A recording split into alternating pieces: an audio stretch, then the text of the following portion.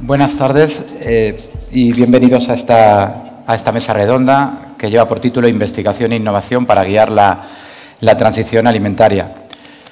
Soy Jorge Barrero, director de la Fundación Cotec, y me han pedido que haga una pequeña introducción antes de dar paso a los ponentes, a los que iré presentando en el turno en el que van a ir hablando, aunque yo os anticipo que voy a hacer presentaciones muy breves con el nombre y la institución, que yo creo que si queréis conocer más sobre su carrera, pues podéis hacerlo vosotros mismos y es una pena perder este tiempo en repasar sus extensos currículums. La Fundación Cotec, para quienes no nos conocéis, se dedica al análisis y la promoción de la innovación en España. Durante sus primeros 25 años de historia, Cotec entendía la innovación como una cuestión fundamentalmente ligada a la empresa, a la tecnología y al conocimiento científico. Pero desde hace ya 7 años replanteamos completamente nuestro objeto de estudio y ahora para Cotec la innovación es todo cambio basado en el conocimiento que aporta valor. Y todo cambio no es solo cambio tecnológico, todo conocimiento no es solo conocimiento científico y todo valor no es solo valor económico.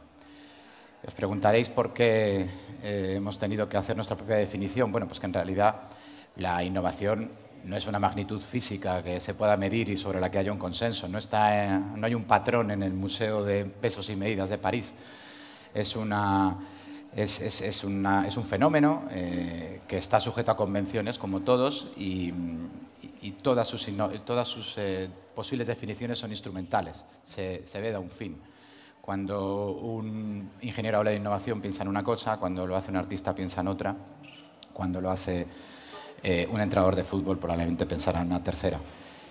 Y la de Cotec también es obviamente una definición instrumental, persigue un fin. En el caso concreto nuestro, el fin era no dejarnos nada fuera. Por eso intentamos que nuestra definición fuera la más amplia de todas las posibles. Una primera cosa que me gustaría plantear respecto a este fenómeno es que, como todos sabéis, es fundamental para entender la evolución de nuestra especie. Estamos aquí es gracias a la innovación, pero eso no significa que sea un fenómeno que no tenga sus externalidades negativas. Toda innovación implica de manera intrínseca una desigualdad, porque siempre hay una brecha entre quienes generan el conocimiento, quienes acceden a él y el resto de los humanos. El conocimiento, ni en el mejor de los casos, se difunde de manera instantánea, ni se produce de forma simultánea en todos los lugares, con lo cual esto es algo inherente al proceso de innovación. Esto no le resta valor. Lo que pasa es que es algo que hay que entender y cada vez hay que entender mejor, porque cada vez la innovación va más rápido y también pueden ir más rápido las brechas que esta innovación genera. Es tan así la cosa desde el principio que un investigador al que seguramente algunos de vosotros conocéis porque tiene libros bastante bien vendidos a lo largo del tiempo, long sellers que le llaman, es Jared Diamond, llegó a definir la invención de la agricultura como el peor error de la especie humana, porque esa innovación concreta también fue el origen precisamente de las clases sociales y de las desigualdades, de la acumulación de riqueza en manos de unos pocos, etcétera, etcétera, ¿no? ¿Significa eso que la agricultura fuera una mala idea? Pues evidentemente no, pero la agricultura, el nacimiento de la agricultura tuvo también sus perdedores y muchos, y durante mucho tiempo. Hay registros paleontológicos que demuestran que la talla media de la civilización bajó durante algunos cientos de años después de que se popularizara la agricultura, precisamente porque pues eso supuso también una desigualdad entre quienes podían y habían aprendido a manejarla y el resto de los que seguían siendo recolectores, ¿no? La segunda idea que quería trasladaros hoy pues es, porque me lo han pedido así, ¿no? En el guión que me han pasado, me han pedido que deje muy claro la diferencia entre investigación e innovación. Bueno, la propia definición de Cotec creo que es bastante explícita en este sentido. Es que la investigación ni siquiera es una forma de innovación, es una forma de conocimiento. Es un input para la innovación. Es el conocimiento, sin duda, más disruptivo, también más caro, más elitista, más transformador seguramente a largo plazo, pero no es ni mucho menos el menos frecuente, o sea, no el más frecuente, no es un conocimiento frecuente ni el más extendido. Hay muchas organizaciones que innovan y no lo hacen basándose en conocimiento científico, y no me refiero solamente pues, a pequeñas pymes que no podrían nunca tener un doctor en su plantilla. Es que hay grandes ideas del ser humano que son anteriores incluso a las teorías científicas que las explican. Por ejemplo, no necesitamos tener una descripción de cómo se comportaban los gases para inventar la máquina de vapor, ¿no? Es un ejemplo, pero hay muchos más casos así en la historia de la innovación. No estoy quitándole mérito a la ciencia y si lo hiciera hay aquí un montón de científicos para matizarlo, ¿no? Pero sí que creo que es importante entender esto, ¿no? La investigación, la ciencia es un input, es una de los inputs que tiene la innovación. Y tiene un papel en todo gran reto de transformación, pero no va, sin duda, no va a ser la solución última ni única a ninguno de los grandes problemas que enfrentamos como civilización. No lo ha sido nunca. Sería muy raro que lo fuera en esta ocasión, ¿no? Hace falta ciencia, pero no solo, y de eso también creo que hablaremos hoy. Ya por último, antes de dar paso a la mesa, hay una tercera idea que quiero compartir con vosotros porque bueno, lo hago siempre que me encuentro con audiencias que no son frecuentes para Cotec, ¿no? Y esta es una oportunidad que agradezco a la Fundación Caraso y que no quiero desperdiciar, ¿no? Porque en la petición que me hicieron me piden que hable de la innovación para la transformación social y también en alguna conversación cambiamos y quitamos transformación y dejamos como que hable de innovación social. ¿Qué opina Cotec del fenómeno de la innovación social? Bueno, pues os diré que nos hemos aproximado con mucho interés a la cuestión, porque evidentemente, sea lo que sea, es parte de lo que nosotros tenemos como objeto de estudio, pero hemos descubierto que hay miradas sobre la cuestión que son incluso excluyentes. Es decir, no hay un consenso sobre lo que es la innovación social y, por explicarlo así brevemente, diría que, dependiendo de con quién hables, hay personas que cuando hablan de innovación social ponen el énfasis en que el cambio sea social, es decir, que hablemos de transformaciones que afectan a la manera en la que nos organizamos y vivimos a la escala y ponen el énfasis en eso. Yo creo que esta mesa es un ejemplo de ese tipo de percepción sobre la innovación social. Pero también hay otros lugares, y lugares donde también Cotec está presente, donde el énfasis se pone en que el conocimiento sea social, es decir, que la generación de ese conocimiento se produzca de una manera social y colaborativa. Por ejemplo, cuando hablamos con makers, con wikipedistas, con este tipo de colectivos. A ellos les obsesiona sobre todo el cómo se construye ese conocimiento y que sea de una manera socializada, ¿no? Y por último, hay una tercera corriente de la innovación social, o de los que se autodenominan agentes de innovación social, que ponen el énfasis en el impacto. Y en el impacto social, pero como lo entendería un gestor de políticas sociales. Es decir, atendiendo a problemas concretos, en muchos casos de minorías, que tienen una necesidad a las que atender y que normalmente las soluciones que son universales no son suficientes para ellos o no están adaptadas a ellos, ¿no? Pues cuando se habla, yo qué sé, de una innovación social para ayudar. Recientemente estuve en un jurado en el que se dio un premio a un proyecto con tecnología Oculus de Facebook para ayudar a la recuperación de pacientes con un tipo concreto de patología ocular. Esto no es evidentemente para esos pacientes y su entorno es transformador, es una innovación sin duda, pero no cumpliría las dos exigencias de las que os he hablado previamente. No es algo que transforme la sociedad en su conjunto y tampoco es algo que se haya construido socialmente. De hecho, la tecnología es de Facebook, ni siquiera está muy claro que sea de la empresa que se llevó el premio, ¿no? Con todo esto quiero decir que hay miradas diferentes y que en el caso además de la innovación social están impregnadas de ideología, lo cual no es malo ni bueno, pero es lo que hay que saberlo. Y con esta reflexión pues ya voy a dar paso a la primera de las intervenciones, que es la de Jesús Barreiro. Nosotros hemos trabajado la mesa con antelación y eso me permite pues, hacer algo que bueno, he pactado justo antes de entrar, que es un poco de spoiler, ¿no? O sea, no spoiler en el sentido de que voy a contar, los va a contar Jesús, pero sí que de sus ideas voy a extraer una que a mí me ha gustado mucho y que en sí misma encierra ya todo un mundo, ¿no? Dice Jesús, que la ciencia ya nos ha dicho el qué, el esfuerzo ahora debe ser en el cómo.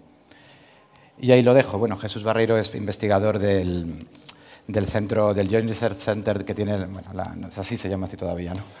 El centro que tiene la Comisión Europea en Sevilla, que es un centro que reúne a más de 400 investigadores que asesoran a la Comisión Europea en temas muy diversos. Es un lujo tener en España este centro y Jesús es uno de esos investigadores.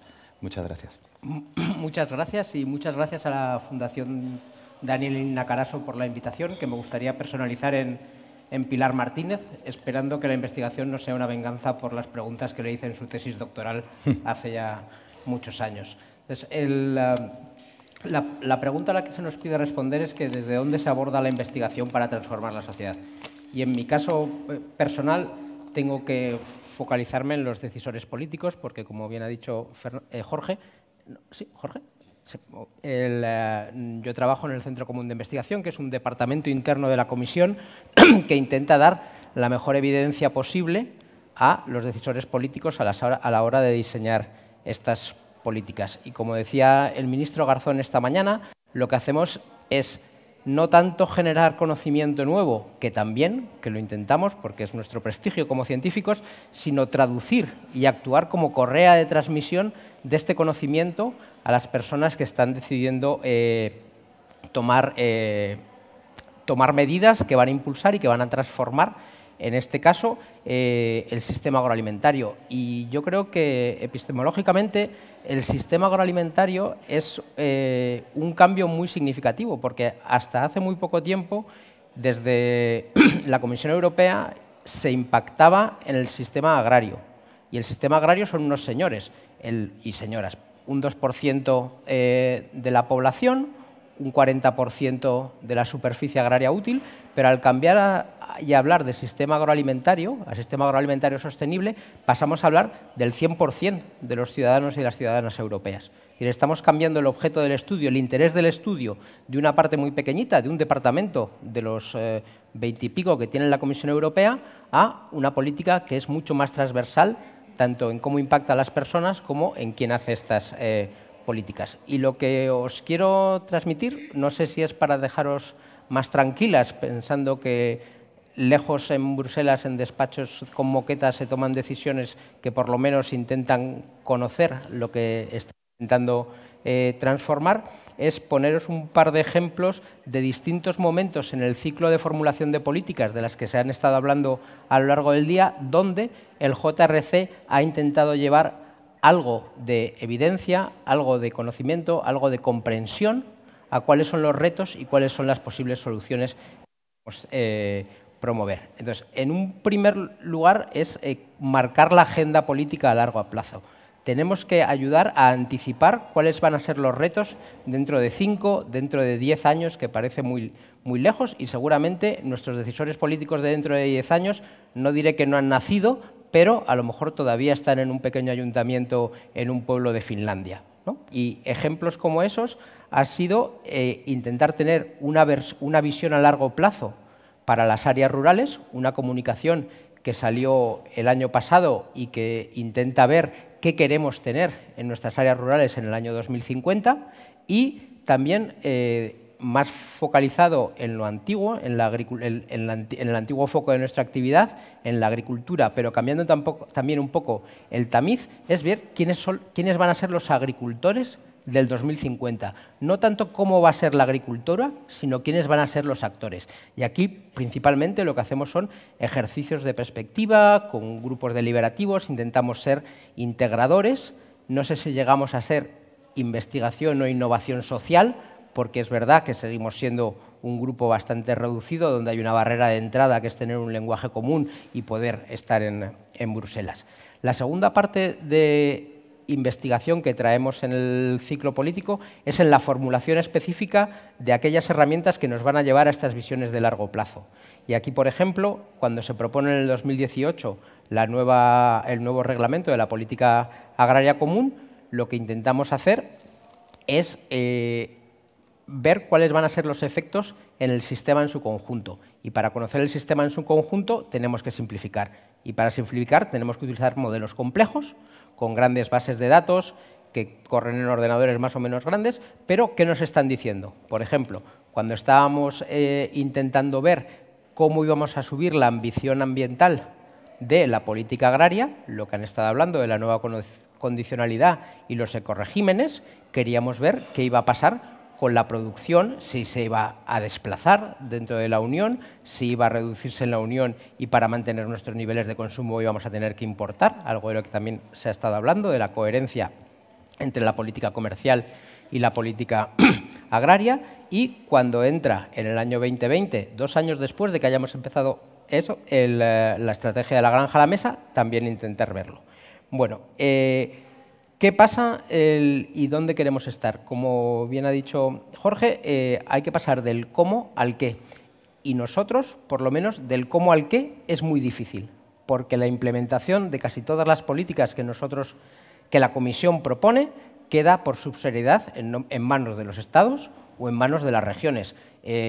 Nacho habrá dicho también que nosotros proponemos, las comunidades autónomas disponen. Pues la Comisión propone, los Estados miembros proponen o disponen y las regiones disponen. Entonces, el reto está en la implementación y cómo muchos de los ministerios o muchos de los gobiernos en los distintos Estados miembros no tienen la suerte de tener un departamento del tamaño y del presupuestario y de conocimiento como el nuestro para informar esto.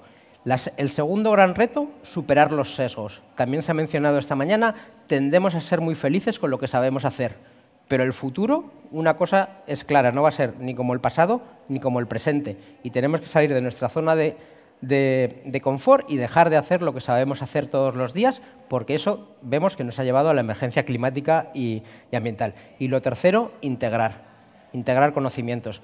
Yo soy un economista, os puedo contar una historia muy grande, pero cuando más aprendo es cuando me siento con otras gentes de otras disciplinas y me dan otros límites del planeta que yo puedo meter en la forma de pensar cartesiana o discursiva que trae la economía, y yo espero que mis compañeros y mis compañeras también aprecien cuando se sientan conmigo o con una persona que viene de mi disciplina lo que nosotros podemos aportar y lo que podemos aprender de ellos y de ellas. Muchas gracias. Muy bien, muchas gracias. No sé si me escucha. Sí. Bueno, vamos a dar paso a Alicia Cardona, que es investigadora del Centro para la Investigación en Ecología y Recursos Forestales, o algo así, porque no me sé exactamente las siglas, pero bueno, ella nos va a hablar de varias cosas, pero hay una que yo destaco del resumen, es la importancia de lo que ella llama y pone en mayúsculas, soluciones basadas en la naturaleza. Me ha llamado mucho la atención y seguro que nos vas a contar cosas muy interesantes. Sí, cuando gracias. quieras. Bueno, solo por puntualizar, no sé si se me oye. Sí, ¿Sí? Es que parece que no, pero creo que sí se nos oye. ¿Se oye? Sí. Sí. Vale, no solo por puntualizar, no soy investigadora Bueno. en el centro, mi posición es justamente temas de colaboraciones y filantropía con el sector privado. Aparte de formación soy bióloga, Bueno. pero justamente ahora en el CREAF pues estoy con esta otra posición que justamente se sale de la norma buscando estas alianzas y estas maneras del cómo, ¿no? Porque somos un centro de investigación en temas de ecología, centro público de investigación, y sí que puntualmente hemos ya colaborado para necesidades que también nos llegan, ¿no? de parte del sector privado, pero pues de manera estratégica lo hemos empezado hace poco, ¿no? Entonces, yo vengo a comentaros un poco pues, esa visión, un poco una pincelada de todo lo que hacemos, porque hacemos muchos tipos de proyecto y también responden a diferentes retos que nos encontramos entre los diferentes sectores, ¿no?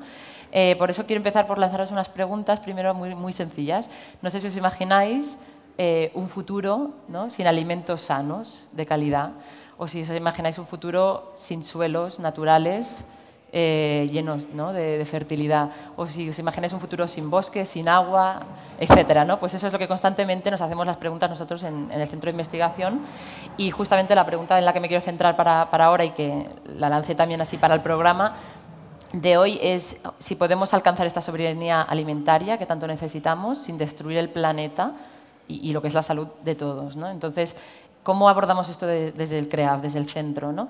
Tenemos diferentes tipos de proyectos, como mencionaba, pero todos ellos intentan solucionar alguno de estos retos, ya sean los más globales, los más complejos o los del territorio. Justamente, no solo hablamos de emergencia climática o del tema del cambio climático, no se limita solo a eso. El gran mayor reto que todos estamos afrontando como sociedad hoy en día es el cambio global, ¿no? Y entonces incluye el cambio climático, pero también estamos hablando, que todo el mundo ya que estamos aquí en esta sala seguramente somos muy conscientes, pero de una gran pérdida de biodiversidad y de la pérdida del valor nutricional y de la salud de los suelos, ¿no?, la degradación de los suelos. Entonces, estas tres grandes retos son los que abordamos desde diferentes perspectivas y tipos de proyectos en el CREAF. Entonces, justamente os quería un poco mencionar ese dibujo primero y que os compartiré un par de proyectos, ejemplos, ¿no?, ilustrativos de una variedad muy amplia que tenemos, ¿no? En los proyectos que realizamos, a veces son de la mano de administraciones públicas, a veces de actores de la ciudadanía incluso, tenemos proyectos de ciencia ciudadana, pero los que os traigo hoy justamente son del sector, ¿no? También, bueno, aprovecho para agradecer a la Fundación Daniel Iñárritu la oportunidad, porque justamente con Pilar también le debo esta oportunidad de poder ilustraros cómo trabajamos, aunque seamos un centro de investigación y nuestra actividad principal sea la investigación, pues tenemos proyectos de la mano del sector, ¿no?, que trabajamos junto con los agricultores y los productores. Entonces, allí lo que hacemos es abordar el reto de cada territorio, ¿no? Es un problema muy grande, muy complejo a escala global, pero si no lo solucionamos con cada agente local en cada territorio es diferente y necesita un abordaje diferente, ¿no? Entonces, para ello, el ejercicio que hacemos y que os comparto es primero diagnosticar, ¿no?, en ese territorio cuál es el reto y cuál es el problema que necesitamos solucionar de la mano del sector, ¿no?, de ese agricultor. Estamos hablando de un cambio global, hemos dicho. Entonces, número uno, el problema, sabemos que es ese, sabemos que son desafíos sin precedentes, que es una incertidumbre, riesgos, y que además sabemos cómo va la población, el desarrollo, ¿no?, de la humanidad, que tiene unos límites que no encajan con los límites del planeta, ¿no? Sabemos que eso nos está poniendo en riesgo la seguridad alimentaria, la calidad de los alimentos, ¿no?, y como también el problema del abandono rural. Entonces, cuando buscamos la solución, pues llegamos fácilmente a la conclusión de que, paso número 2, la solución es que necesitamos, estaremos de acuerdo casi todos hoy aquí, supongo, que es urgente, ¿no?, un cambio de paradigma en el sistema alimentario, ¿no?, un cambio de modelo agroalimentario. Entonces, paso número 3, nos ponemos manos a la acción y hacemos estos proyectos que le llamamos demostrativos o de ciencia aplicada. Y aquí pues, os quiero demostrar 2 ejemplos simples que además, para entendernos un poco también, hay esa diversidad de problemas, también es una diversidad de soluciones, es una oportunidad a la vez, ¿no? Tenemos ejemplos desde el aire hasta la tierra, me gusta decir. Pues el primer ejemplo que os explico, en el aire tenemos un proyecto estrella que funcionó muy bien, en el que nos apoyamos, como bien decía Jorge, pues en estas soluciones basadas en la naturaleza.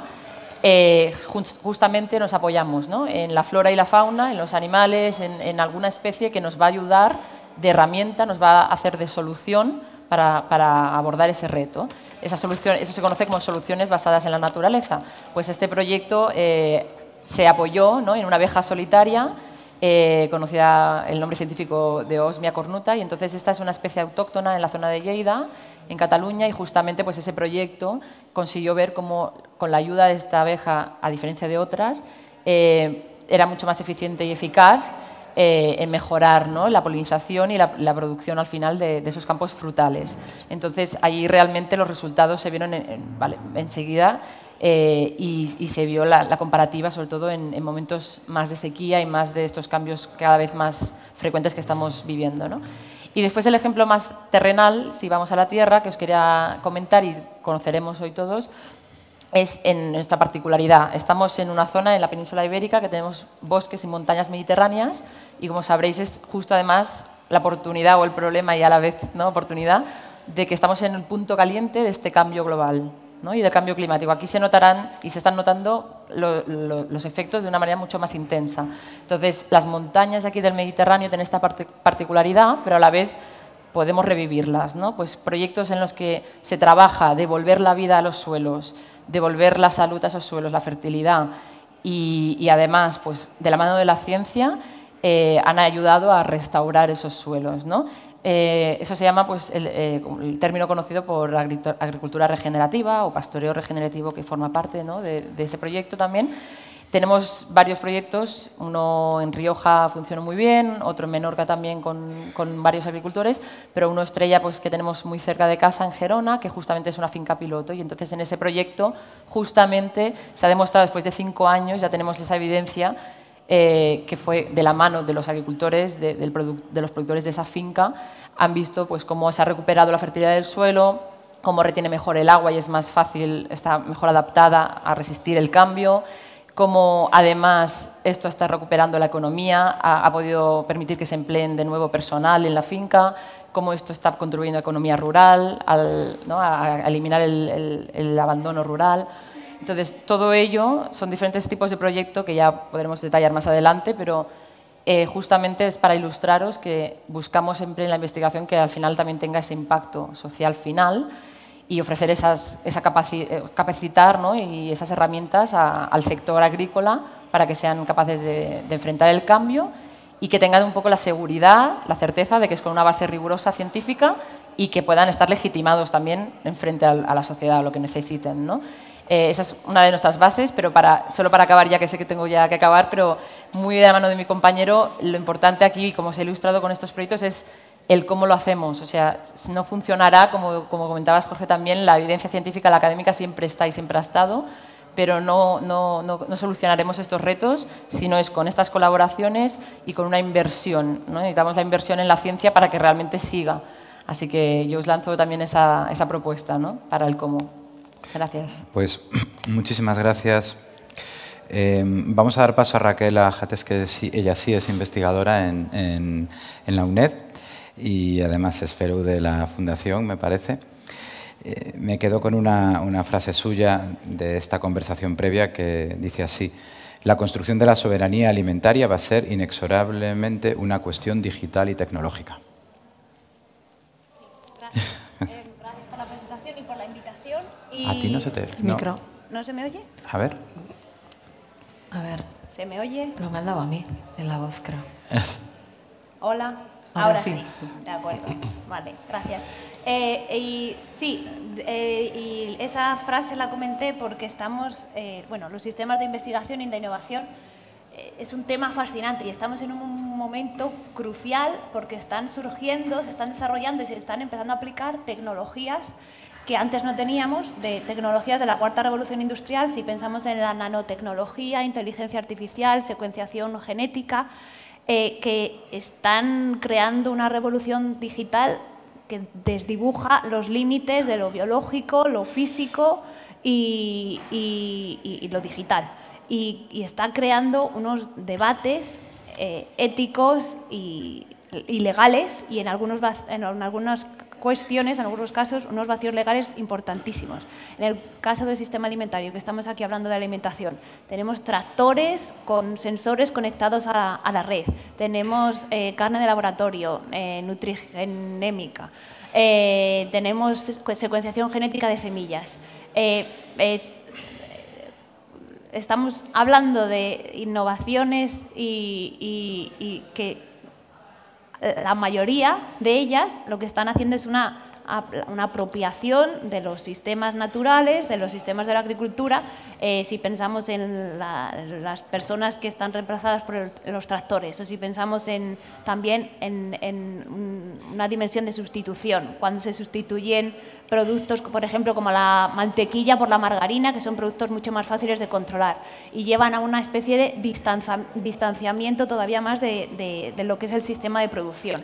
En el caso, para dar un ejemplo, de los tractores con sensores, todas estas tecnologías que mencionan están conectadas y basadas en los grandes datos. Entonces, los tractores, por ejemplo, ya hay muchos debates sobre quién tiene que tener acceso a los datos, no solo acceso, sino a la propiedad de esos datos que recogen los tractores. ¿Es la persona productora? ¿Es la cooperativa a la que pertenece? ¿O es la empresa que comercializa el software, por ejemplo?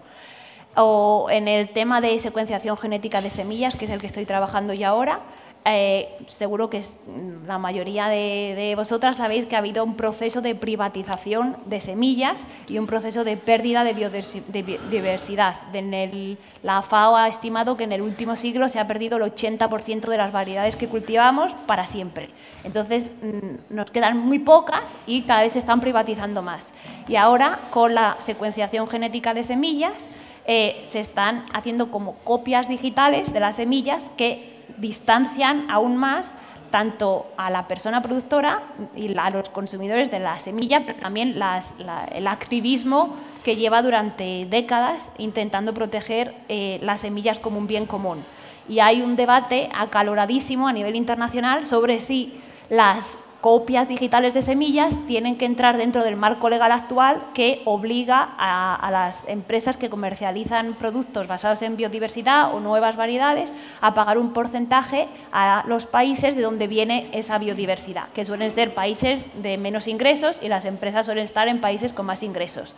Entonces, las empresas dicen, no, son copias digitales, son datos, no tiene que entrar en el marco legal.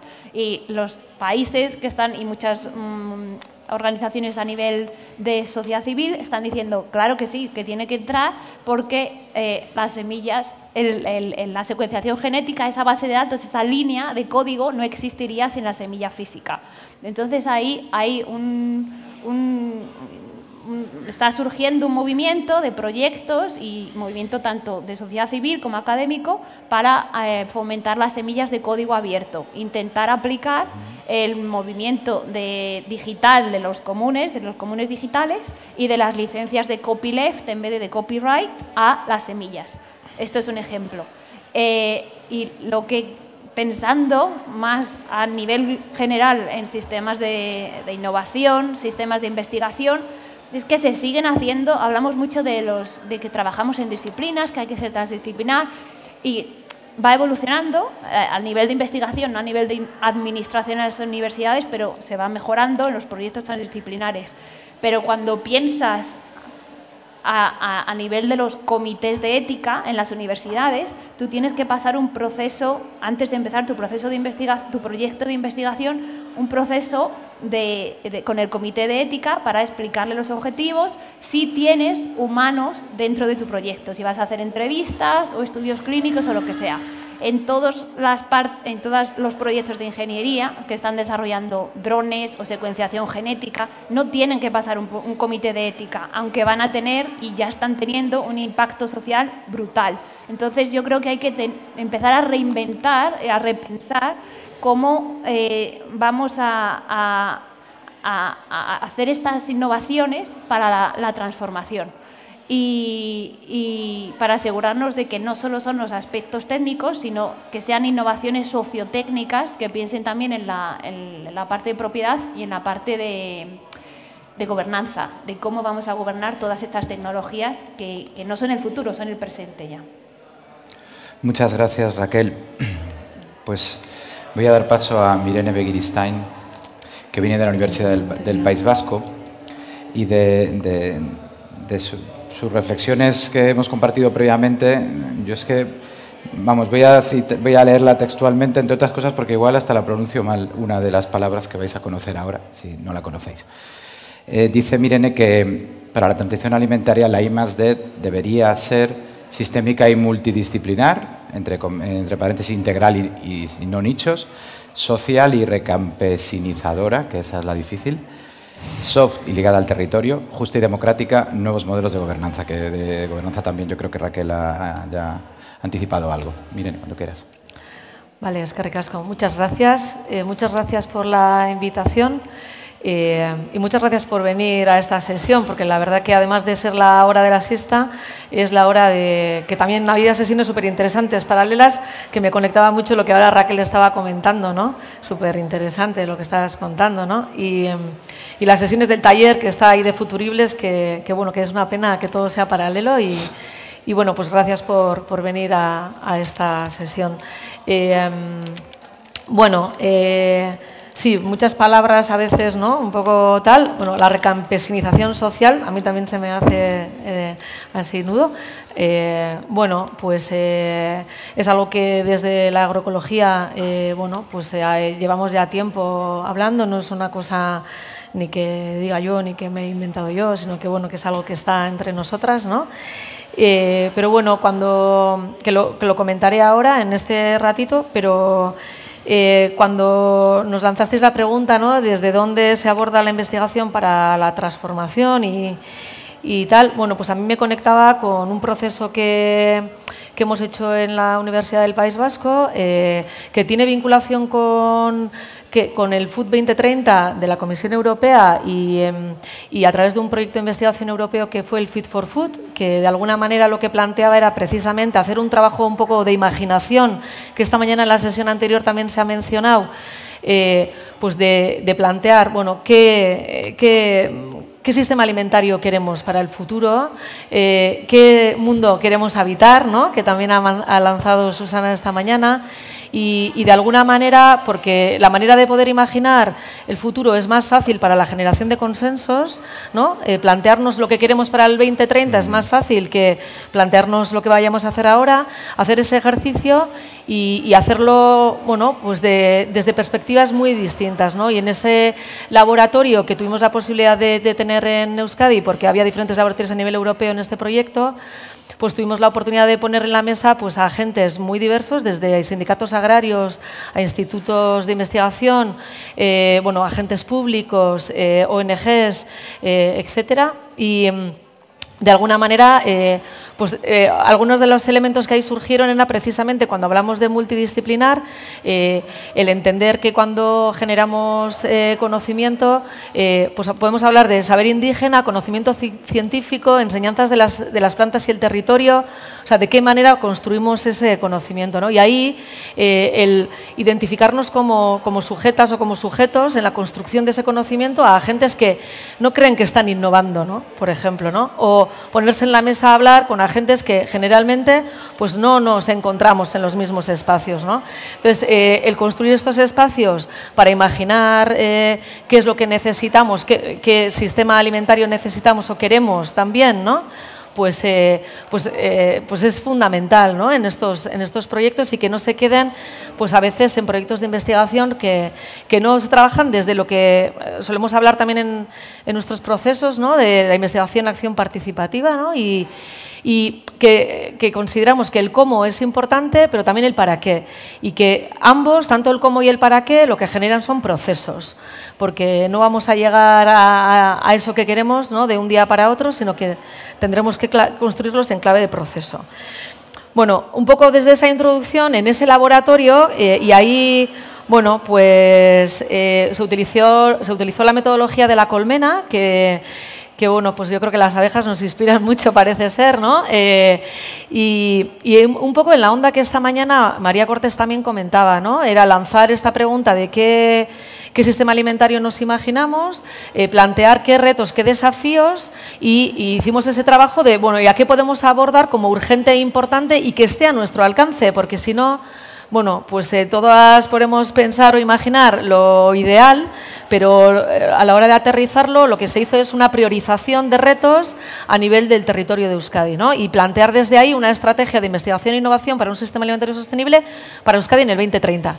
Bueno, ese documento está online, que lo podréis descargar y... Bueno, no surgen de alguna manera retos o desafíos que son, pues no sé, muy sorprendentes, la verdad, ¿no? Pues porque realmente estamos en una situación que, aunque sabemos el qué, pues normalmente pues no es lo mayoritario lo que solemos hacer, ¿no? Y ahí pues surgían precisamente modelos de producción y empleo de intercambio, y ahí aparece pues el relevo generacional y los retos que hay para el relevo generacional. Me estoy refiriendo en este sentido en qué proyectos de investigación habría que priorizar, ¿no? Proyectos de investigación vinculados a la producción, y ahí aparecen proyectos que analicen cómo podemos asegurar un relevo generacional, la manera del uso de los recursos y la eficiencia, y también teniendo que ver con el tema que estabas comentando, la flexibilización de la normativa a todos los niveles de políticas públicas, que también lo comentaban los productores esta mañana, poner en valor el producto local, por ejemplo, ¿no? Esto en una de las dimensiones. En una segunda dimensión se hablaba de algo que hemos comentado también con diferentes agentes, el tema del ámbito de la nutrición, la salud y el bienestar, y algo bastante básico, como es la inclusión de expertos en nutrición en el sistema público de salud, ¿no? Y ahí estamos analizando pues, la posibilidad de trabajar los entornos alimentarios en los hospitales, ¿no? Y la incorporación de perfiles expertos en nutrición en esos ámbitos, que aunque parece algo muy básico, pues está en -5, ¿no? El desarrollo de la educación alimentaria, bueno, esto creo que es algo ya bastante hablado, ¿no? Y el facilitar la comunicación. Un tercer ámbito, se hablaba del tema de la gobernanza y el empoderamiento de las comunidades. Y aquí, pues en cuestiones muy concretas, ¿no? Como pasan ahora en muchos municipios, en nuestro entorno por lo menos, en la incorporación en los planes generales de ordenación urbanística, la dimensión alimentaria, ¿no? Hasta qué punto se protege el suelo y se incorpora la estrategia alimentaria en los planes generales, ¿no? De ordenación urbana. Articular consejos alimentarios, algo que ya en gobernanza pues, creo que ya se lleva tiempo trabajando. Bueno, desarrollar el plan estratégico de la PAC, pero abordando esa doble alma y de alguna manera hablar de la sostenibilidad real, ¿no? De la PAC, o la participación equitativa multiactor, y ahí incorporábamos pues, miradas como las de Nancy Fraser a la hora de hablar de una participación realmente participada, ¿no? Bueno, y por último, el ámbito, un cuarto reto, un cuarto desafío ámbito que tenía que ver con la sostenibilidad en sí misma. Y se hablaba de proyectos vinculados a proteger el terreno productivo, la formación al consumidor, impulsar la vocación, etcétera. Como veis, surgían desafíos en diferentes ámbitos que, bueno, que son ya muy mencionados, que no son nada nuevo en realidad y que, por lo tanto, vuelven a repetirse de que tenemos que abordarlos de una manera urgente y que, además, sí están, ¿no? Aunque en diferentes niveles de competencia, en nuestras manos, ¿no? Y bueno, en el para qué, si en principio es lo que se planteaba también en el cómo son aspectos que han surgido ya han surgido aquí, ¿no? Pues la mirada sistémica y multidisciplinar. Una cuestión que ha surgido también en la sesión de la mañana y que se habla de visibilizar la labor agraria, pero para eso hay que escuchar, o sea, es fundamental la escucha, ¿no? El escuchar para poder generar consenso, porque hacemos consenso, pero ¿entre quiénes hacemos el consenso? ¿No? Se hablaba también de esto y, por lo tanto, con eso de nuevos modelos de gobernanza y también el abordar la cuestión que ya he comentado de los aspectos jurídicos en sanidad e higiene, ¿no? En el cómo también tiene que ver principalmente pues, el eje de abordar desde una mirada sistémica la incorporación de la gobernanza principalmente, ¿no? Y por último quería lanzar una serie de reflexiones que también surgían ahí y que tienen que ver con lo que Jorge planteaba, y es bueno, pues que el paradigma que aborda para nosotras la innovación o la investigación tiene que ver con la recampesinización social. Y hablamos de recampesinización social cuando hablamos de realmente la reconexión con el territorio. Realmente la digitalización está tomando un espacio muy central y realmente después cuando hablamos en estos laboratorios se habla mucho más de innovación social que de innovación tecnológica. Y de hecho las prioridades sobre las futuras convocatorias públicas, por ejemplo las Next Generation, lo que vemos es que deberían de estar más centradas en el ámbito de la innovación social cuando están centradas en cuestiones de innovación tecnológica, de para qué, para quién y realmente sin soberanía tecnológica, ¿no? Y por lo tanto entendemos recampesinización social como la vinculación al territorio y a la innovación social, la articulación y la participación de cómo nos vinculamos con el consumo y con el territorio, principalmente desde ahí. Por último, quería comentar una cuestión que también se planteaba, el cómo tiene que intervenir el Estado o bueno, la administración pública en este sentido, ¿no? Cuando hablamos de esto, yo creo que tendríamos que plantearnos el cuánto y el cómo, ¿no? Cuando hablamos o analizamos los datos del cuánto, lo que vemos es que la investigación privada en investigación e innovación de alimentación, la tendencia ha sido bastante descendente, por lo menos en Euskal Herria, y una dependencia muy fuerte del apoyo institucional, y realmente el Estado como corrector, creo yo, sigue siendo bastante insuficiente, si hablamos del cuánto, y por lo tanto hace falta invertir mucho más en cuestiones de innovación social, porque porque hoy por hoy lo que vemos es mucha inversión en cuestiones de biotecnología como elemento tractor. Y en el cómo, pues yo creo que hace falta, lo que estaba comentando ahora, una correa de transmisión mucho más fuerte entre el conocimiento, entre la investigación con la innovación, una mayor conexión, pero desde esta mirada de la agroecología y desde la recampesinización social, porque creo que la intervención real de los agentes ahora mismo como sujetos en la construcción de la innovación social, pues está quedando bastante relegada y bueno, pues se plantea muchas veces como objeto, ¿no?, de investigación social que como sujetos centrales en esta construcción. Bueno, seguro que luego en el debate o en las preguntas surgen otras cosas, pero bueno, me quedo ahí, ¿vale? Muchas gracias, Mirene. Bueno, vamos a finalizar esta primera ronda con Miguel, que es artista y que la verdad ha hecho un resumen de sus ideas que daría para leerlo entero, pero como tengo que elegir una frase, me voy a quedar con esta que me ha encantado y que espero que me explique un poco más. Dice así: las posibilidades de aprendizaje entre conocimientos científicos y conocimientos artísticos solo pueden darse cuando se preserva el espacio poético propio de estos últimos. Muchas gracias, Jorge. Muchas gracias a todos. Me suman los agradecimientos también, por supuesto, a la Fundación Caraso, a Pilar Martínez, que ha propiciado este y tantos otros encuentros y estos aprendizajes. Una perspectiva desde la cual, esta del aprendizaje, me siento muy privilegiado, vaya eso por delante. Incluso antes de eso debería precisar, si queda alguna duda, que no soy Clara Boch, la persona que estaba anunciada en el programa y que por algunas dificultades de última hora pues no ha podido asistir, una artista, investigadora muy querida, muy admirada y, en fin, que, créanme, ya lo anticipo, no conseguirán mi intervención ni mucho menos alcanzar el interés que podrían tener sus palabras, pero bueno, así estamos. Yo, no obstante, sí he querido ir recogiendo, ¿no?, algunas de las ideas desde esta posición felizmente marginal, ¿no?, también en lo espacial, puesto que quizás ese espacio, sí, poético, decían esa frase, pero ese espacio de alteridad, ¿no?, ese espacio otro que puede representar el arte respecto de otros órdenes de conocimiento que han sido invocados, ¿no?, y que las propias trayectorias de quienes me preceden pues, representan, ¿sí?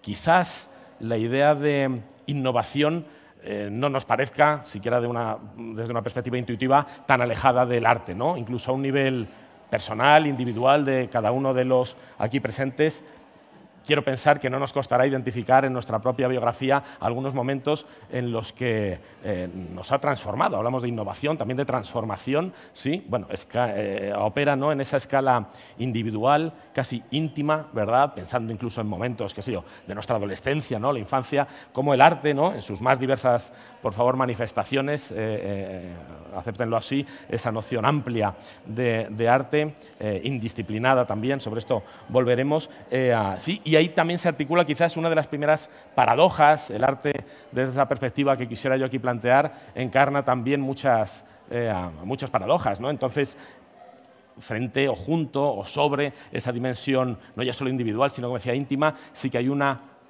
global, me atrevo a decir, general, ¿no? Invocaba ya desde su presentación, Jorge, algunas dimensiones antropológicas, ¿no?, que nos atraviesan en tanto que especie humana. Bueno, pues también no deja de sorprendernos, si me permitirán la ingenuidad de este comentario, cómo cosas parecidas a esto que desde Occidente llamamos arte han estado y están presentes en todas las colectividades humanas, ¿sí?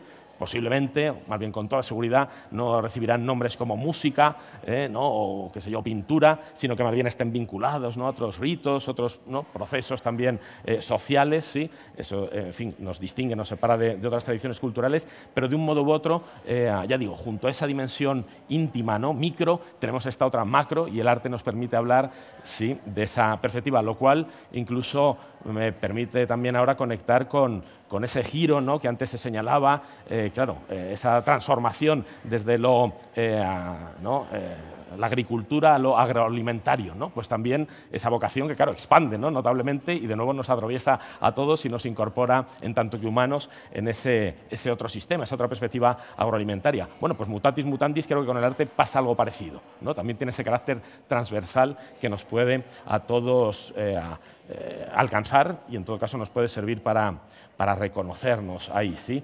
También en otras intervenciones se nos han invitado a imaginar escenarios futuros, ¿no? Cómo sería la agricultura dentro de 50 años, ¿no? O si podríamos imaginar, bueno, pues en eso los artistas, dicho sea con toda la modestia, pero nos caracterizamos por tener bastante entrenada la imaginación, ¿no? Esa sería así, incluso la intuición, se puede decir, pero bueno, básicamente es eso a lo que nos dedicamos y efectivamente podemos pensar en casos de artistas, por supuesto podría aquí enumerar, permítanme el paréntesis, trabajos de artistas contemporáneos, muchos han gozado de apoyo de la Fundación Carasso en los últimos años, por ejemplo, al escuchar estas ideas sobre la recampesinización, conseguiremos pronunciarlo, pues un artista como Asunción Molinos, brillantísima, ¿no?, nacida en el año 79, procedente ella misma de un pequeño pueblo de la provincia de Soria, ¿no? Y bueno, pues testigo, sí, desde su infancia, ¿no?, de estos procesos,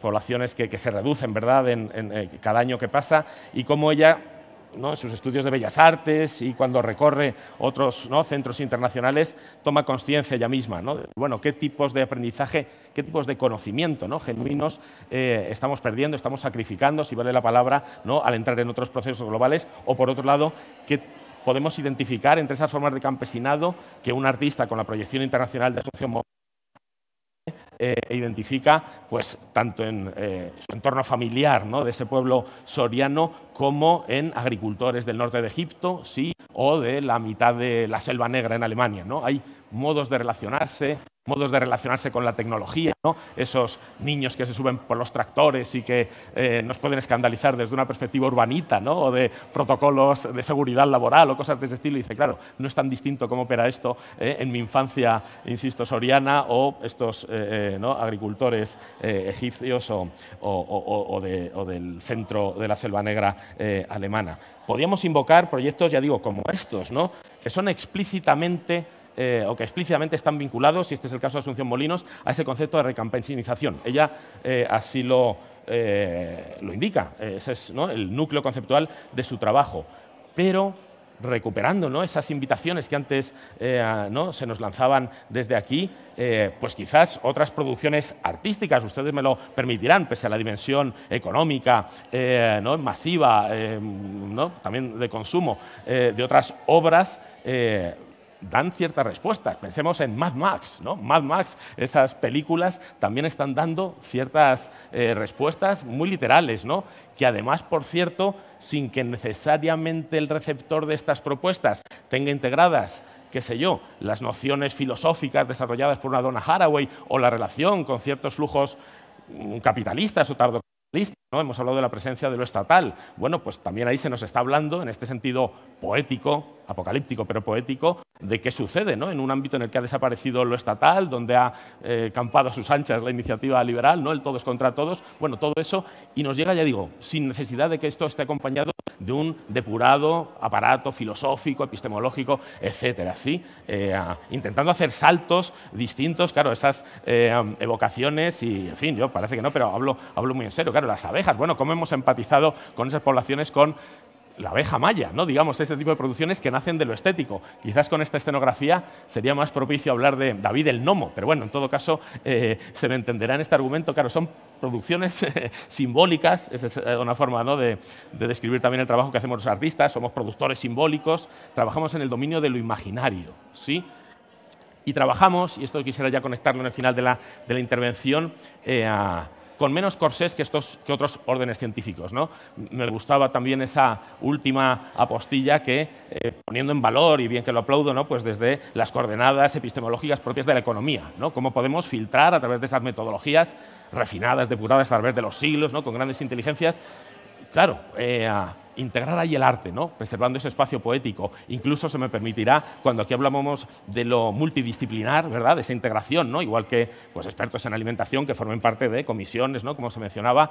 Claro, aquí la vindicación tendría más que ver, si se permite la provocación, con integrar no ya lo multidisciplinar, sino lo adisciplinar, ¿no? Este espacio de libertad que preservamos, ¿no?, que intentamos preservar desde el arte, ¿sí?, donde a veces nos vemos sometidos, permítaseme también esta penúltima reflexión, claro, a la hora de concurrir a según qué ayudas, ¿no?, valga esto como una pequeña crítica para mí, por otra parte, adorada Fundación Caraso, que voy a decir yo, colaboro con ella desde el 2015, me siento muy privilegiado, pero a veces sí se exige, y se entenderá, como en otras tantas, ¿no?, ayudas de tipo, ¿no?, público, bueno, una formalización de los objetivos. Entonces, claro, ahí también creo que brillan, resaltan algunas diferencias, algunos saltos de orden epistemológico. Evidentemente, a la ciencia sí que le pedimos, solo nos faltaba, un grado máximo, al máximo posible, en el carácter explícito de sus, ¿no? Ahí, claro, valores tales como la ambigüedad, ¿no?, o incluso la contradicción son, estarán de acuerdo conmigo, de méritos, ¿no?, para un proyecto, un desarrollo científico, ¿no?, que sería de nuestra academia, y está bien, entiéndaseme bien, que así sea. Pero claro, al hablar del arte, o al menos en la comprensión que aquí intentamos plantear, estamos más bien en lo contrario, es el terreno de la ambigüedad, de lo equívoco, ¿sí?, de lo incierto también, ¿no? Seguimos, no obstante, bueno, no perdemos esa idea de que es una suerte de conocimiento, una extraña forma de conocimiento que ahí adjetivamos como poética, ¿sí?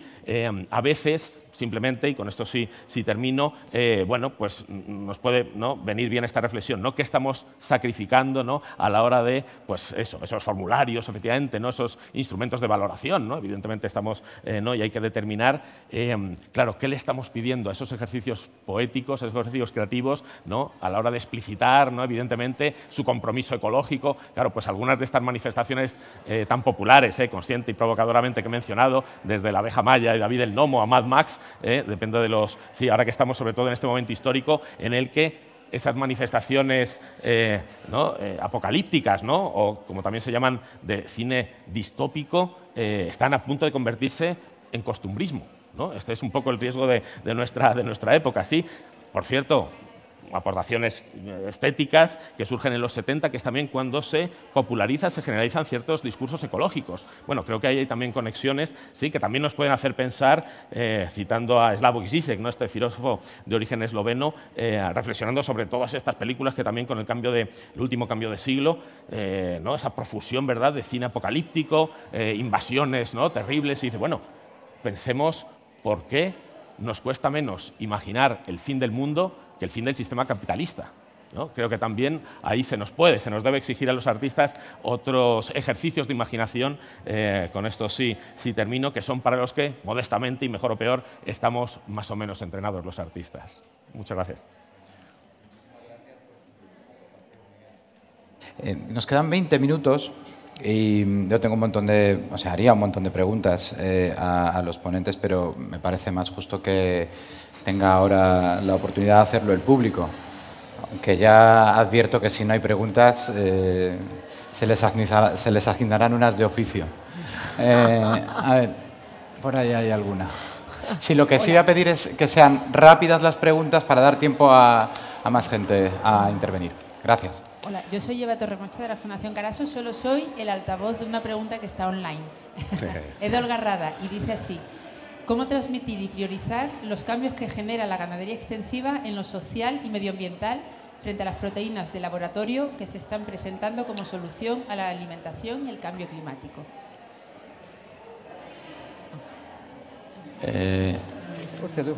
Bueno, de laboratorio. Si me permitís aquí, aunque no soy ponente, pero como soy bioquímico, no creo que nadie en su sano juicio esté presentando las proteínas del laboratorio como una alternativa a nada. Podrá ser una cosa que tenga alguna relevancia, pero una alternativa me cuesta muchísimo creerlo, ¿no? Pero bueno, en fin, pregunto por ahí a alguno que... A lo mejor si hay gente que está haciendo ese tipo de ejercicio, no lo sé. No, en serio, me parece un poco loco. Sí, en serio. ¿Sí? Bueno, no sé si no son tan... que nos estén fomentando, ¿eh? Realmente la inversión pública, por lo menos en el País Vasco, lo que tiene que ver con investigación e innovación, sobre todo es en biotecnología, y de palabras directas, no voy a decir quién, pero de un alto cargo, tienen que ver como prioridad la carne artificial, la pesca, la acuacultura y la hidroponía, como ejes prioritarios ahora mismo. O sea que quien ha hecho la pregunta, no sé quién ha sido o por qué lo ha hecho, pero realmente sí que está siendo una prioridad en algunas políticas públicas. Eso por una parte. Y por otra parte, se plantea fomentar. Yo creo que el fomento está precisamente en las líneas que hemos estado comentando aquí. Nosotras, desde la Universidad del País Vasco, con asociaciones de productoras como Biolur, estamos fomentando la transición a ganadería ecológica, también porque hablamos de proyectos de ganadería convencional, pero no podemos meterlo todo tampoco en el mismo saco. Yo creo que cuando hablamos de ganadería no ecológica, también hay ganadería extensiva que no está en ecológico, pero que quiere hacer ese tránsito, y creo que lo que hay que generar son las condiciones para que eso sea posible.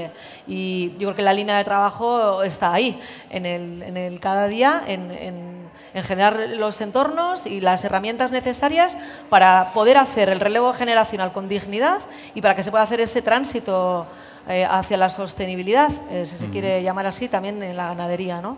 Y bueno, de todas maneras, esta mañana también se ha comentado, ¿no? Otra cuestión es abordar la cuestión de la dieta, que también creo que es una cuestión fundamental en toda esta cuestión, pero bueno, lo dejo ahí. Por ahí hay una pregunta. No sé.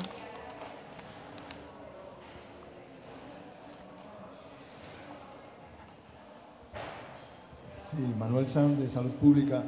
Yo quería preguntar, en esta transformación social que se ha hablado de producción, estamos hablando de consumo, también de salud, y cuando habéis empezado esta mesa con el del cómo al qué, ¿sabemos qué transformación queremos hacer en ese qué de los alimentos? ¿Metemos más alimentos, quitamos unos cuantos, metemos más pradera? Evidentemente sí, más pastoreo, más semillas, metemos hormigas por proteína. Bueno, ¿hasta dónde está el límite de lo que queremos transformar desde la alimentación? Gracias. Jesús. Sí, yo me tiro. Es decir, tenemos que pensar en la transformación social. Entonces, si entendemos la innovación social como el involucrar a todos los actores en la definición de las preguntas, como dice Mirene, es decir, integrarte a ver cómo respondes mi pregunta es engañarte y traerte a mi terreno. Entonces, tenemos que ser inclusivos en las preguntas, en las respuestas y en los análisis.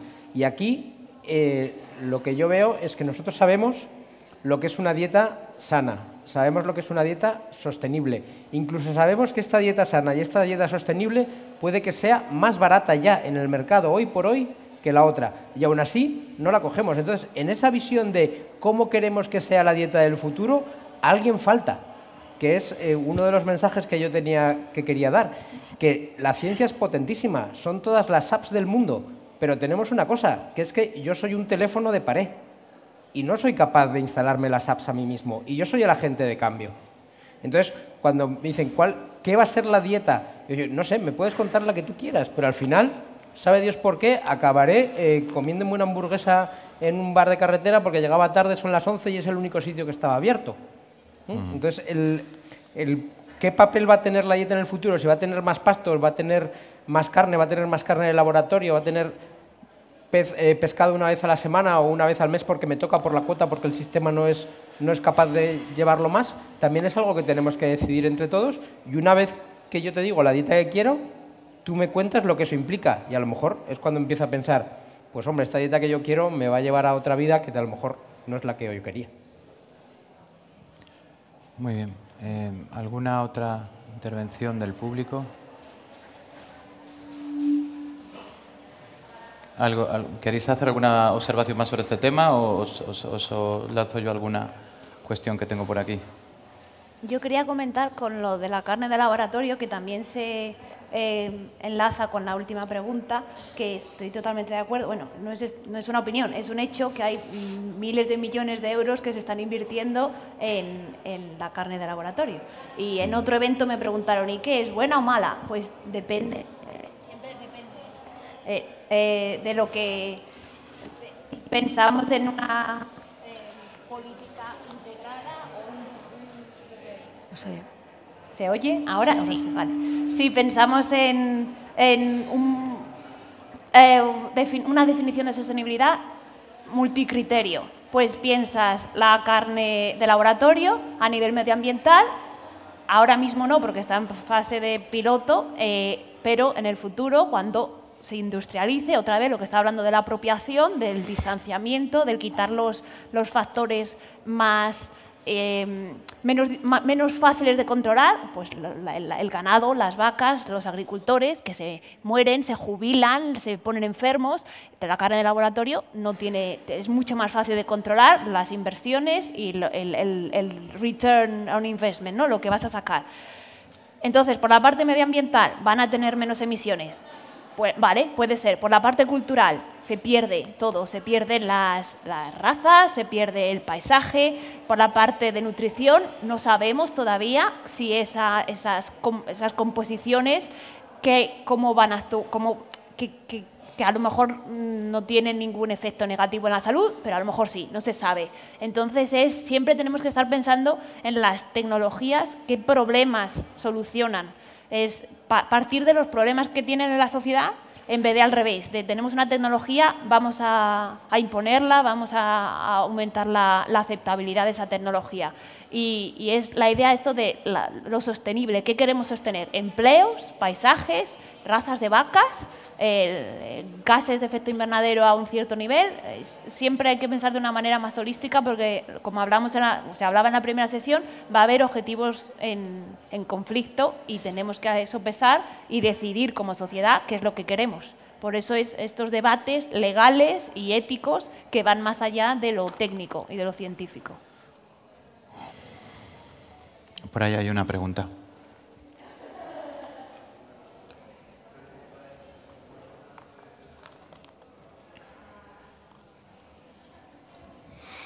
Hola, buenas. Bueno, soy Carlos de Cometas de Piedra y en esta mesa sobre innovación yo os quería preguntar sobre la tradición en sí, porque está muy bien que se hable de generar carne en laboratorio, pero a lo mejor hay alguna seta ya que produciría el mismo alimento y sería igualmente buena. Y muchas veces creo que al innovar se produce esa desconexión incluso con la cultura anterior. Entonces, veo interesante también el hecho de retomar toda esa tradición porque es el punto desde el que partimos para luego a partir de ahí sí que poder innovar. Entonces, para mí algunas veces la innovación consiste en revisar la tradición en sí. Os quería preguntar por el papel de la tradición en esta innovación. Gracias. Yo si no contesta nadie contesto, pero dejo a otra persona hablar si quiere. Sí, si queréis. Yo tengo mi propia opinión sobre el tema. Sí. De hecho, nosotros en Cotec hablamos ya de retroinnovación. O sea, parte de las soluciones ya están inventadas y lo que hay que hacer es encontrarlas. Y no están precisamente en los campus del MIT, ¿no? Sino en muchas la diversidad de culturas es fundamental para precisamente tener acceso a problemas diferentes y a soluciones distintas que no solamente resuelven los problemas originales, sino a veces problemas a mayor escala. O sea, que totalmente de acuerdo, ¿no? Hay cambio, conocimiento y valor, es innovación, pero a veces hay valor y conocimiento sin cambio, ¿no? Que es la tradición y es igualmente necesaria, ¿no?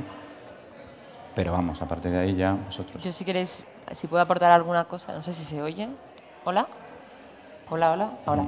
Si puedo aportar algún ejemplo, bueno, cuando os comentaba, ¿no? el ejemplo de proyecto... Hola, ¿no? Sí. ¿Se oye? El ejemplo de la tierra, ¿no? El recuperar la vida de los suelos, un poco va ligado a eso, ¿no? O sea, es la tradición de esa zona o esa finca que de toda la vida había sido agrícola, cómo recuperarla, cómo devolverle la vida a esos suelos Y al final lo que estamos hablando, y también enlaza quizá con la pregunta de antes, es que lo que queremos es revivir nuestras zonas agrícolas, revivir las montañas del Mediterráneo, recuperar lo que se conoce como mosaicos, que de toda la vida han existido, como bien dice, pero que ahora tenemos mucho más, o sea, se ha avanzado muchísimo, ¿no?, en el conocimiento científico, en las metodologías, en herramientas, en soluciones, y todo eso, si encima va acompañado de hacerlo de la mano con el agricultor en directo, juntos, es esa innovación, creo, que tú mencionas, que yo creo que estoy muy de acuerdo, que viene de la raíz de la tradición, y es lo que mencionamos como soluciones basadas en la naturaleza. No es nada nuevo, no es una innovación de un término inventado, sino que de toda la vida se han inspirado, ¿no?, en la naturaleza, en lo que tienen en su entorno, pero ahora con ese plus de haber avanzado muchísimo más en el conocimiento científico, ahora entender mucho mejor el funcionamiento del ecosistema natural, de las plantas, de la fisiología de esa planta, de cómo hacer ese equilibrio entre plantas y animales, y eso es lo que nos permite tener modelos nuevos, innovadores, ¿no?, que es, por ejemplo, el de la agricultura regenerativa. Y por un poco unir también a estos retos que hemos mencionado ahora, sí que da solución a estos múltiples retos con una sola metodología a la vez, ¿no? Digamos que le llamamos un poco la navaja suiza de estas nuevas innovaciones, ¿no?, para asegurar una soberanía alimentaria, para un nuevo modelo agroalimentario que realmente sea resiliente y duradero y sostenible en el tiempo y sostenible ambientalmente, ¿no? Entonces, como he mencionado antes, trae beneficios, se ha visto, se ha demostrado, ya no hay que inventar nada nuevo, hay evidencia ya, de que trae los beneficios ambientales, recupera la fertilidad del suelo, aumenta el bienestar animal de esos animales que están ahí ayudando a llevar eso a cabo, toda la retención de agua, cómo eso lo hace más resistente esa finca y el terreno alrededor también a estos cambios que estamos viviendo, del cambio global que decía antes, pero después la economía social que se ha generado alrededor, no lo he mencionado antes, pero hacemos formación y capacitación de esos agricultores y otros para que lo puedan replicar, para que se pueda escalar y replicar donde lo necesiten y cada uno en su finca. Entonces, son proyectos reales, demostrados, que ya se pueden poner en marcha, y lo que sí que hace esto es que recupera, ¿no?, el sector agrícola, el agricultor recupera, digamos, el poder, está en sus manos ahora poder llevar a cabo de nuevo y recuperar profesiones y trabajo y zonas para que realmente sea algo que nos va a sostener en el tiempo a todos, ¿no?, y de una manera equitativa que sea accesible para todo el mundo, ¿no? Sí, yo ahí quería aportar algo también, ¿no? Las cosas así como con ejemplos concretos, ¿no? Lo que tenga que ver con, por ejemplo, si uno de los retos fundamentales son abordar el modelo productivo y dentro de esto el tema del relevo generacional, la cuestión del relevo pasa inevitablemente también por la transmisión, ¿no? O sea, la tradición también está muy vinculada a la transmisión, y la transmisión, si queremos que llegue al relevo generacional, ¿no?, cuando se nos está diciendo en los caseríos que no te quedes aquí, márchate a la ciudad a buscarte un buen curro, ¿no?, porque aquí no vas a encontrar más que precariedad. Esa es la transmisión que se está realizando ahora en muchos casos y se pierde todo esto, ¿no? Y ahí precisamente se tienen que generar las condiciones para que, ya no solamente para la instalación de jóvenes, sino creo que para permanecer en el medio rural, ¿no? Y ahí, en ese sentido, hay un programa de instalación de jóvenes en Euskadi que se llama Gaztenek, ¿no?, es instalación de jóvenes, ¿no? Yo digo que hay que hacer un Ondarenet, ¿no?, que es una red de cuidado de la tradición, ¿no?, y para que se puedan quedar las personas realmente que tienen bueno, la posibilidad de transmitirnos, ¿no?, todo eso que se está perdiendo, porque yo creo que eso está en crisis.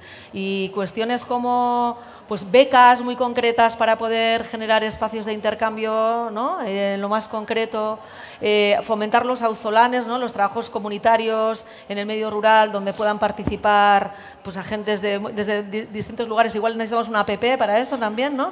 La tecnología igual nos puede ayudar, ¿no? Pero desde ahí, ¿no?, en el para qué, ¿no? Entonces, bueno, pues plantear la tradición, pero hace falta una transmisión, y para transmitirnos nos tenemos que quedar ahí, si no, no hay quien escuche, ¿no? Entonces ahí yo creo que a mí es lo que me surge, ¿no? Y cuando hacemos investigación, ¿hasta qué punto nos planteamos hacer ¿no?, trabajos de investigación para eso, ¿no? Tengo, bueno, Miguel, si es rápido porque estamos ya sobre el tiempo. Bueno, muy rápido, pues simplemente agradeciendo esta última cuestión que tanto ha generado.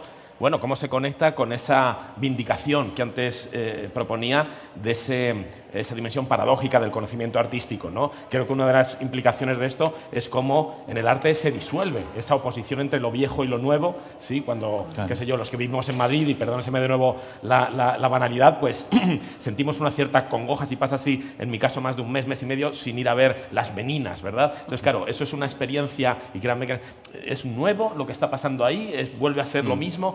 Sí, y esa valga como ejemplo, ¿no? Una muestra todo lo tonta que se quiera, pero que tiene que ver con esa disolución de unas fronteras que, por otra parte, construyen epistemológicamente la ciencia. El ejercicio científico sí que está abocado a lo nuevo. Es decir, demostrar ahora la constante de la gravitación universal no tiene tanto mérito, ¿verdad?, como en tiempos de Newton, ¿no? Entonces, de nuevo, ¿no?, creo que podemos rescatar desde esa aproximación artística, a falta de mejor término, para solventar algunos problemas como esa aparente contradicción entre lo viejo y lo nuevo. Bueno, pues nada, estamos ya, hemos agotado nuestro tiempo y yo supuestamente tengo que hacer un ejercicio de síntesis de lo que ha pasado aquí, pero me resulta imposible. Sí que quizá me gustaría dejaros con una idea, ¿no?, que en realidad ha sobrevolado en toda la conversación, ¿no? Cambio, conocimiento y valor son esos tres elementos que son necesarios, no sé si suficientes, pero necesarios para que se produzca la innovación. Pero claro, hablar de innovación implica de alguna manera tener un consenso sobre lo que es bueno, porque si no tenemos un consenso sobre lo que es bueno, es muy difícil saber lo que es mejor. No es lo mismo cuando un ingeniero habla de innovación y tiene que diseñar un tornillo, lógicamente sabe lo que es un tornillo bueno, tiene una especificación de cómo lograrlo y además normalmente unas etapas discretas del proceso que lo hacen posible. Cuando tú conoces el proceso y hay un consenso en el resultado, pues innovar es, entre comillas, fácil. A veces hay situaciones donde hay un cierto consenso sobre el resultado, pero no en el proceso. Puede ocurrir, por ejemplo, en el caso de la salud. Ya tenemos un consenso de lo que es una persona sana porque, bueno, que no es reciente, o sea, que no es antiguo y que además es evolutivo, pero que existe, ¿no? Hay unos parámetros que indican si una persona está sana o no. Lo que todavía no conocemos es con detalle el proceso que hace que una persona enferma sane, ¿no? Es muy difícil, por eso, llevar innovación también al sistema sanitario de una manera, como lo haríamos en una cadena de montaje, ¿no? Pero luego hay una situación todavía más complicada, ¿no?, que es lo que se da, por ejemplo, en el mundo de la educación, donde no solo no conocemos las etapas del proceso, sino que ni siquiera tenemos un consenso sobre lo que es un niño educado.